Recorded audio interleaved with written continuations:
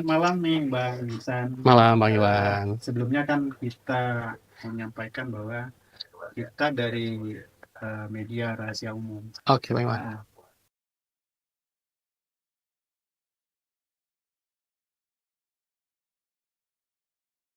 bisa membantu menginspirasi untuk generasi eh, yang akan datang, gitu. Iya betul.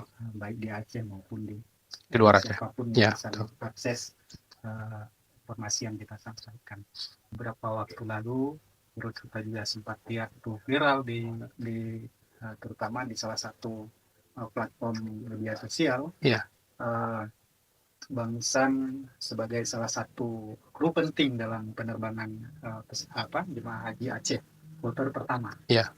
Mengantarkan jemaah haji Aceh ke tanah suci dengan selamat dan sebagainya. Mungkin dari keluarga, Mm. pendidikan, Ya. tapi juga karir. Oke. Ya sebelumnya sampai ke megang apa ini yang Setir. setir. Iya. Oke. Silakan. Oke baik Bang. Pertama saya ucapkan terima kasih kepada media rahasia umum sudah ketemu kita selain bersilaturahmi ya tentunya Bang ya. Kita membahas hal-hal profil tentang saya lah. Sebenarnya biasa-biasa aja. Kehidupan saya juga biasa-biasa aja Bang. Tapi bagi sebagian orang mungkin ini menjadi inspirasi ya. Bagi inspirasi ya mudah-mudahan apa yang kita sampaikan itu bermanfaat tentunya. Khususnya untuk generasi kita, generasi Aceh, putra-putri Aceh selanjutnya Bang ya. Saya lahir di Asonangro. Abang tahu Ulele? Ulele belok kiri itu. Nah itu Asonangro. Saya lahir di sana. Tahun 14 bulan Juli 80, tahun 80. Saya besar di sana, Bang. Keluarga kami biasa-biasa aja. Bukan keluarga yang kaya, biasa-biasa saja. Jadi bukan juga susah-susah sekali, tapi ya kita cukup struggle lah, cukup berjuang ya untuk hal kehidup di Aceh ini. Kadang-kadang saya berpikir kita itu bukan berarti miskin ya. Kalaupun miskin, bukan berarti kadang-kadang ada hikmahnya juga. Kita itu dengan kekurangan, segala macam kekurangan, kita mampu menghadapi sulitnya kehidupan, mampu menghadapi bermacam tantangan, karena kita sudah terbiasa. Nah, saya berharap juga anak-anak Aceh yang mungkin struggle berjuang gitu, saya berharap juga tidak pernah menyerah, karena kegagalan itu biasa. Saya kayak sewaktu saya menjadi pilot, gagal berapa kali untuk ngetes itu jadi pilot, saya berapa kali gagal. Tapi nggak pernah menyerah. Selama tidak mati, selama tidak beresiko parah, ayo coba aja. Ya, toh kita bukan buat kejahatan kan. Ya, kalau menurut saya selama kita berjuang untuk pendidikan, berjuang untuk bekerja, ayo jalan saja. Ya, oke. Kemudian saya besar di Asonangro, pendidikan. Sebenarnya pendidikan saya tidak sejalur dengan pilot. Saya tuh SMK perhotelan. Kuliah saya perhotelan. Saya malam kerja di hotel, pagi saya kuliah. Karena saya harus membiayai biaya kuliah sendiri. Nah, saya sekolah SMK 3 perhotelan. Kuliah di Banda Aceh, di Lampinang. Kuliah juga di Muhammadiyah, Universitas Muhammadiyah. Perhotelan juga. Kemudian mungkin kalau abang ingat, dulu kita ada Selawa Air kan? Saya dulu, saya udah pernah kerja di hotel Banda Aceh ini banyak. Saya pernah jadi reception, pernah jadi di restoran, pernah di housekeeping. Terus saya jadi pramugara waktu, kalau ingat dulu kita ada Selawa Air, punya Aceh. Saya memulai karir di penerbangan di Selawa Air. Selawa Air tidak beroperasi lagi, saya gabung ke Batavia Air. Nah, di Batavia Air saya terbang sebagai pramugara di sana sekitar 8 tahun. Di Selawah saya terbang sekitar 1 tahunan lah, hampir 2 tahun sebagai pramugara ya. Terus pada saat di Batavia, baru ada kesempatan untuk jadi pilot. Nah, di situ saya ikut tes, karena untuk jadi pilot di sana juga bukan khusus untuk karyawan Batavia, jadi dibuka untuk umum. Kita bersaing lah dengan orang dari seluruh Indonesia. Kita tes saja. Selama tes ya ada banyak halangan, rintangan. Tes yang pertama sudah ikut tes 1, 2, 3, 4, gagal di pertengahan jalan. Jadi terbang lagi jadi pramugara. Menurut saya selama tidak membuat kita berbahaya, selama tidak membuat kita rusak, mati bahkan, kalau memang itu tidak kita hadapi, tes saja. Menurut saya ya, jangan pernah menyerah. Iya, jangan. Nah, ikutin saja. Anggaplah gagal. Kemarin memang saya gagal. Anggaplah putra-putri Aceh ikut tes tapi gagal. Kegagalan dalam tes itu salah satu pengalaman juga. Jadi kalau kita sudah pernah ikut satu tes, kita tahu nanti untuk menjadi ini, untuk menjadi seorang begini, profesi ini akan dites ini. Kita nggak pernah tes kedua, nanti kita sudah ada bayangan. Sudah dapat gambaran. Sudah dapat gambaran. Jadi tes pertama saya gagal. Berapa bulan kemudian dibuka lagi, tes lagi. Alhamdulillah tes yang kedua lewat.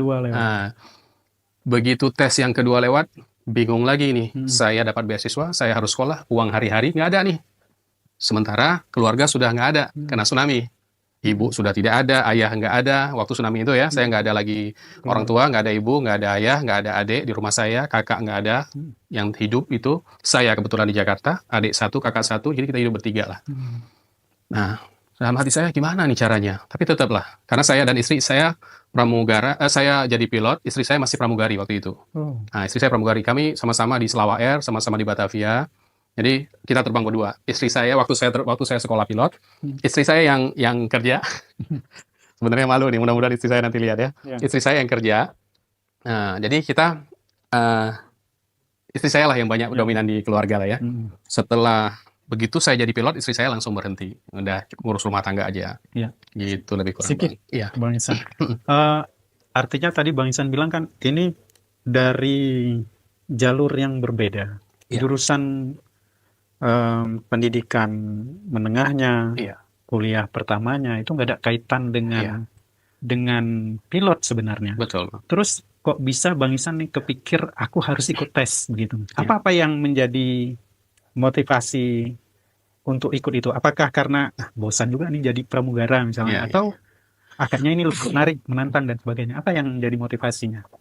Sebenarnya kan pramugara dengan pilot itu pada saat terbang, pada saat terbang kan pramugara itu ngelihat kan servis kokpit ya. Kita memberi makanan, minuman di kokpit, kita ngelihat bagaimana sih cara mereka kerja.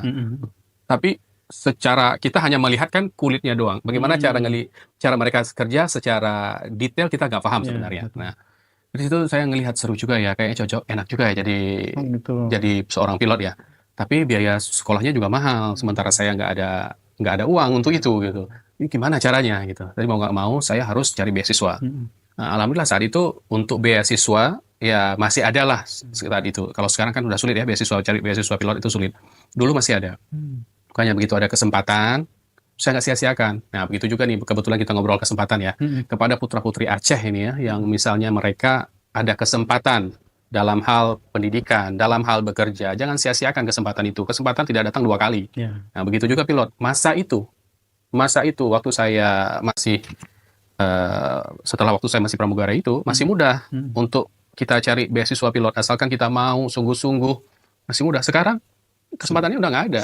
Susah jadi pilot sekarang.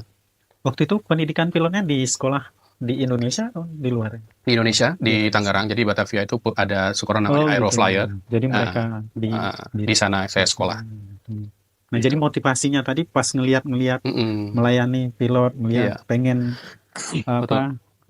kalau saya artinya imajinasi Bang Ihsan melihat ini, ini kayaknya lebih menarik begitu ya. Itu yang mendorong untuk fokus kemudian ngambil pendidikan dan ikut mendaftar di situ. Iya, secara garis besar sih begitu. Sebenarnya saya kan sudah 8 tahun 9 tahun juga kan jadi pramugara di situ. Saya sudah ngajar juga di pramugaranya. Saya ngajar pramugari baru. Saya asisten chiefnya pramugara, chiefnya FA ya, chief pramugara. Di pramugari kan punya atasannya ya. Nah, jadi saya asistennya. Jadi saya kelola semua pramugari di Batavia waktu itu. Sehingga saya pikir sudah cukup lah pengalaman di bidang itu. Saatnya saya cari pengalaman lebih luas lagi. Yang luar biasa tuh, Bang. Ya, alhamdulillah. Kalau kita bilang kan inspirasi yang luar biasa buat generasi sebenarnya yang nggak ini kan banyak hari ini generasi ketika mendapatkan sesuatu yang dianggap nyaman, padahal itu resiko pada dia pertahankan begitu. Dia nggak berani istilahnya out of the box ya, keluar dari kerangka berpikir. Tapi Bang Ihsan ini luar biasa berani, karena kan kita ngebayangin gini sebenarnya kalau saya bilang banyak orang merasa nyaman menjadi pramugara dengan pendapatan yang luar biasa, apalagi dengan jabatan yang sudah di atas kan. Tapi Bang Ihsan bisa keluar dari situ mengambil kesempatan yang lebih besar kan, itu luar biasa. Nah, dukungan istri gimana, Bang? Ya, alhamdulillah istri saya dukungannya luar biasa. Juga dia harusnya kan sebagai kepala keluarga waktu itu kan saya harusnya ya yang menafkahi. Tapi memang kita punya visi ke depan. Ini kita harus lewati ini momen karena begitu proses ini kita lewati, insya Allah ada secerca harapan di depan. Nah, Ada yang lebih baik. ada yang lebih baik. Jadi kita, istri saya kan karena kita sama-sama dari aircrew, kita tahu pilot seperti apa, pramugara seperti apa. Begitu saya bilang jadi pilot kan pasti sudah ada bayangan dia, pilot begini-begini nantinya ke depan kan. Nah, jadi istri saya sudah tidak ada masalah dengan itu dan sangat mendukung. Iya. Nah, dari keluarga Aceh, di Aceh juga mertua sangat Semua. mendukung, kakak adik juga Oh, mendukung. istri orang Aceh juga? Istri saya orang Aceh, Oh, pramugari orang Aceh. Kita sama-sama di Iya. Selawah dulu. Kalau boleh tahu dari mananya? Istri saya Batoh, Oh, di Bato. saya di Asunanggro. Sonanggrang. Nah, Nah, ini Bang, kaitannya dengan penyintas musibah tsunami kemarin. ya Bang. Abang kan salah satu orang yang yang kita bilang ya alhamdulillah Allah masih memberikan kesempatan kan begitu. Betul.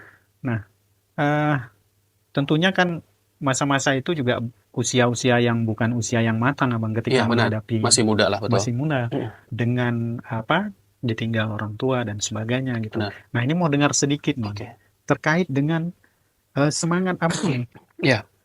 pasca tsunami Iya. yang ditinggal oleh orang-orang yang kita cintai, Abang cintai, betul. misalnya orang tua itu yang Iya. paling tempat bersandar lah ketika Betul. usia-usia seperti itu. Benar. Nah, apa yang kira-kira Bang Ihsan rasakan waktu itu sehingga Bang Ihsan bisa kuat Survive ya survive kan begitu, dan kalau menurut kita bahwa ya ini satu keberhasilan Iya. yang luar biasa tanpa bimbingan, tanpa arahan Betul. yang mungkin kesempatan arahan